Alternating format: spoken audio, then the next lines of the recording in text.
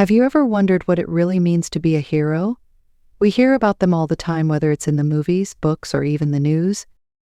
But what if I told you there's a true hero out there? One who didn't wear a cape, never asked for recognition, and doesn't have statues built in their honor. Someone who did something so extraordinary that it changed lives forever, but never wanted the spotlight. Today, I'm going to share with you the untold story of a true hero. Trust me, you'll want to stick around till the end, because this is a story that will change how you think about heroism forever. Meet David. He wasn't a celebrity, an athlete, or a political leader. He didn't have superpowers or a famous name. He was just an ordinary man living in a small town, working as a construction worker, going about his day-to-day life. David didn't seek attention or glory. He wasn't interested in being in the headlines. In fact, most people in his town didn't even know his name. But little did they know, he was about to do something that would forever change the lives of many people around him. One summer afternoon, the town was hit by an unexpected natural disaster, a massive flood. Heavy rains had turned the streets into rivers. Houses were submerged, roads were impassable, and many families were stranded in their homes, cut off from help. The local authorities were doing their best to respond, but the situation was quickly escalating. The water kept rising, and soon it became clear that the resources available weren't enough to reach everyone in time. People were trapped, scared, and desperate for help. Now, when a disaster like this happens, most people naturally assume that someone else will step in. Firefighters, police, rescue teams, they're the ones trained for situations like this. But what do you do when help is nowhere to be found, and the clock is ticking? This is where David's story becomes extraordinary. Instead of waiting for someone else to take action, David made a choice that most people would never make.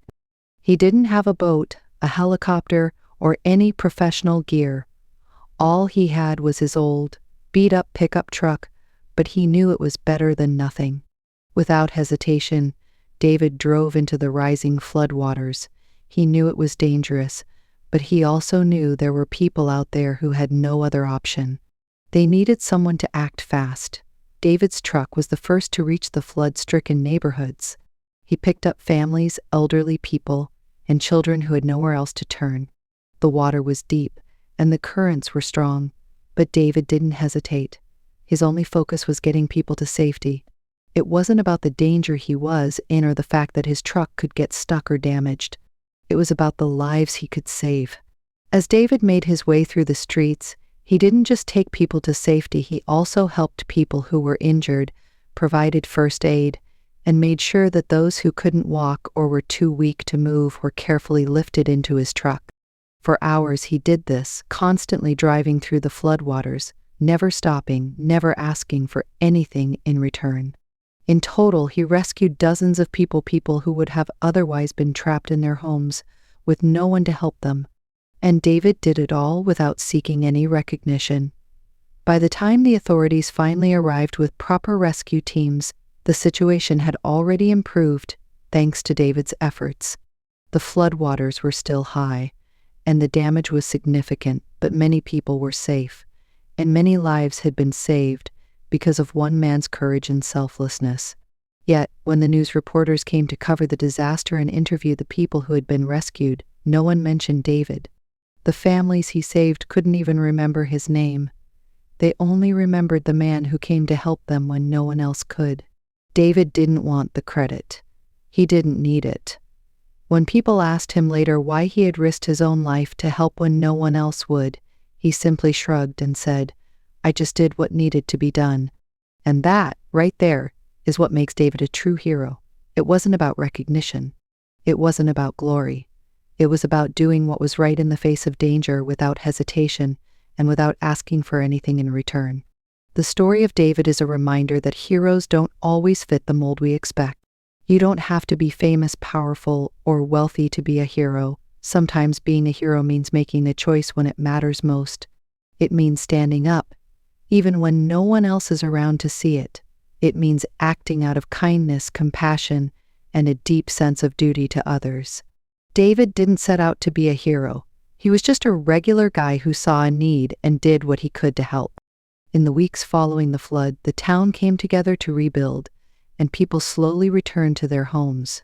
The community rallied together, working hard to fix the damage, but what stuck with everyone was the story of one man, David, the man who risked his life to save so many others and never once asked for anything in return. And while David's name may not have made the headlines, the people he saved will never forget what he did for them. He may not have wanted recognition, but he got something even more powerful: the respect and admiration of everyone who knew the truth about what he had done. So why is this story so important? Because it teaches us that heroism isn't about grand gestures or public applause. Sometimes heroism is about showing up when you're needed most, even if you're not sure what will happen next. It's about the quiet, everyday acts of kindness that make a real difference in people's lives. Heroes don't always wear capes or have superhuman strength. They are the ones who are willing to help others, even when no one is looking. As you finish this story, I want you to think about what kind of hero you could be. You don't have to wait for a disaster to strike. Sometimes, being a hero is simply about doing what's right when no one else is watching. Whether it's helping a stranger, standing up for someone who needs it, or offering a listening ear to someone in pain, we all have the potential to be heroes in our own lives. Thanks for watching today's video. If David's story moved you, make sure to like, share, and leave a comment. And remember, heroism is in all of us, waiting to be unlocked. See you next time.